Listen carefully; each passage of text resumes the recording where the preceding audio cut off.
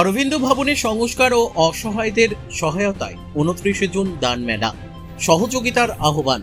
রায়গঞ্জের ঐতিহ্যবাহী অরবিন্দ ভবনের সংস্কার ও অসহায় মানুষের সহায়তায় বিশেষ উদ্যোগ নিয়েছে রাজ্য কোঅর্ডিনেশন কমিটি।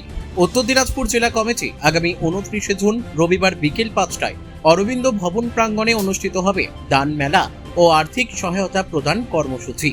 সংগঠনের সাধারণ সম্পাদক বিশ্বজিৎ গুপ্ত চৌধুরী জানান, অরবিন্দ ভবন দীর্ঘদিন ধরে সামাজিক ও সাংস্কৃতিক কর্মকাণ্ডের কেন্দ্র হিসেবে পরিচিত।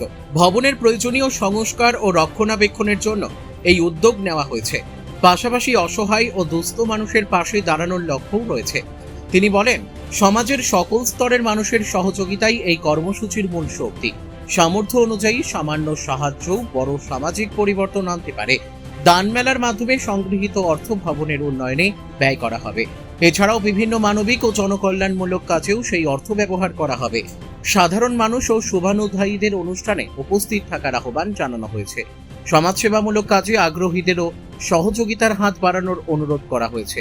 আয়োজকদের আশা, সকলের সম্মিলিত প্রচেষ্টায় উদ্যোগটি সফল হবে এবং ভবিষ্যতে আরও বৃহত্তর সামাজিক কর্মকাণ্ড পরিচালনায় সহায়ক ভূমিকা নেবে।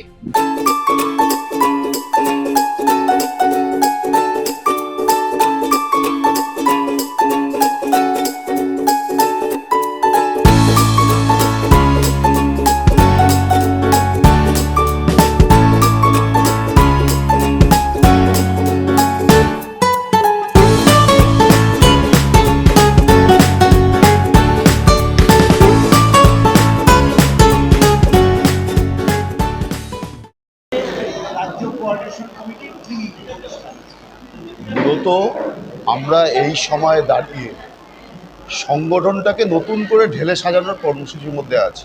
রাস্তার আন্দোলন, কর্মচারীদের ঐক্যবদ্ধকরণের রাস্তার আন্দোলন এবং কর্মচারীর অধিকার আক্রান্ত হলে সেখানে দাঁড়িয়ে আইনগত আন্দোলন, সেই আন্দোলনের মধ্যে আমরা আছি।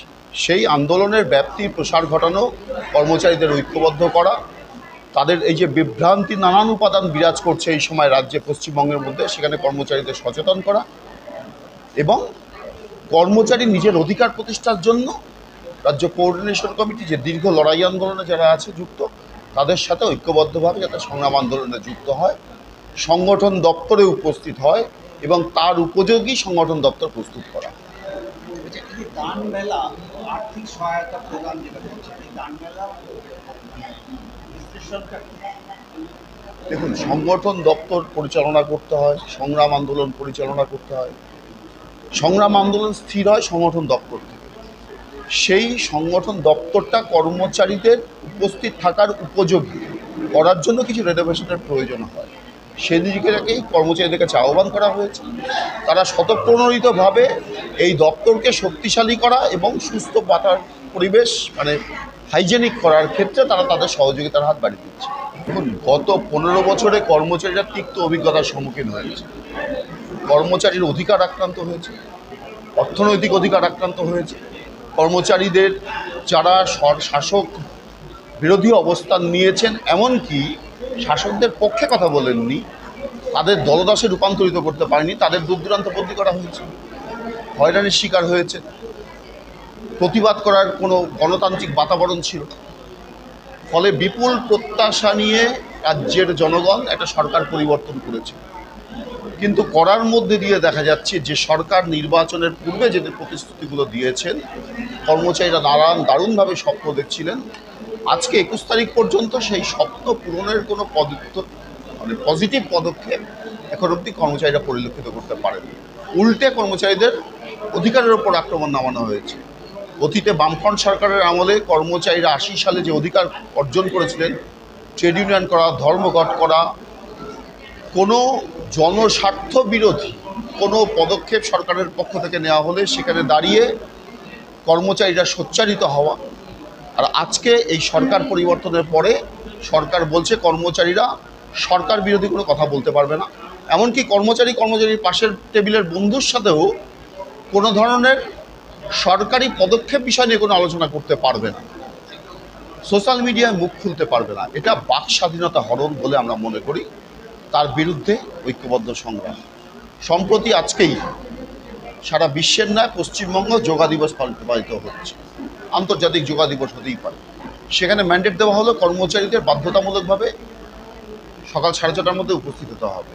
আমরা বিক্ষোভ সভা সংগঠিত করেছি যে কর্মচারীদের ভারতবর্ষের নাগরিক, সেই হিসাবে তার স্বাধীন জীবনের উপর সরকার হস্তক্ষেপ করতে পারে না। দ্বিতীয়ত, আমার নিয়োগ ভিত্তিতে আমি যখন চাকরি পেয়েছি, আমার অ্যাপয়েন্টমেন্টে কোথাও বলা ছিল না যে আমাকে যোগা করতে হবে, এটা ম্যান্ডেটরি। ফলে এটা বাধ্যবাধকতার জায়গায় সরকার নিতে পারেন না। তার জন্য আমরা হাইকোর্টের দ্বারস্থ হয়েছি। হাইকোর্ট ক্যাটাগরিক্যালি বলেছে যে এটা সরকার বাধ্য করতে পারেন না। যেখানে সরকার, এই রাজনৈতিক দল, আজকে পশ্চিমবঙ্গের শাসক দল, তারা নির্বাচনের পূর্বের প্রতিশ্রুতি দিয়েছিলেন পে কমিশন হবে, মহার্ঘ ভাতা সব আপ টু ডেট দেওয়া হবে, 200 ইউনিট বিদ্যুৎ ফ্রি হবে পশ্চিমবঙ্গের নাগরিকদের জন্য। আর আজকে অর্ডার বের করছেন যে স্মার্ট মিটার রাজ্য সরকারি কর্মচারী, বোর্ড, কর্পোরেশন, যাদের স্টেট এক্সচেকার থেকে বেতন হয়, তাদের স্মার্ট মিটার বসানো বাধ্যতামূলক। এটা শুধুমাত্র কর্মচারীদের বাধ্যতামূলক চিহ্নিত করে কর্মচারীদের অর্থনৈতিক বঞ্চনার শিকার, বঞ্চনার মীমাংসা না করে নতুন করে তার উপর আক্রমণ সংঘটিত হচ্ছে। তার বিরুদ্ধেই আমরা ঐক্যবদ্ধভাবে লড়াই করছি। গত 18-19 সারা রাজ্যব্যাপী বিক্ষোভ সভা কর্মসূচি হয়েছে। আগামী দিনে স্মার্ট মিটার এটা করতে পারে কি না, এই দাবি নিয়ে আমরা কলকাতা হাইকোর্টে কেস ফাইল করেছি। হাইকোর্ট নির্ধারিত করবে।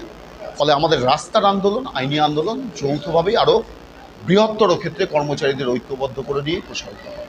এখন কর্মচারীদের বিভাজিত করা হচ্ছে, তুমি হিন্দু, তুমি মুসলমান, তুমি অমুক ধর্মের, অমুক সম্প্রদায়। আমরা বলছি কর্মচারীর একটাই আইডেন্টিটি, সে সরকারি কর্মচারী। তার মধ্যে বিভাজন করা যায় না। সে তাদের ঐক্যবদ্ধ করার কাজ, যেটাই সংগঠন দপ্তর থেকেই পরিচালিত হয়। সেদিকে রায়গঞ্জ থেকে রামকৃষ্ণ দাসের রিপোর্ট, কুলিক নিউজ।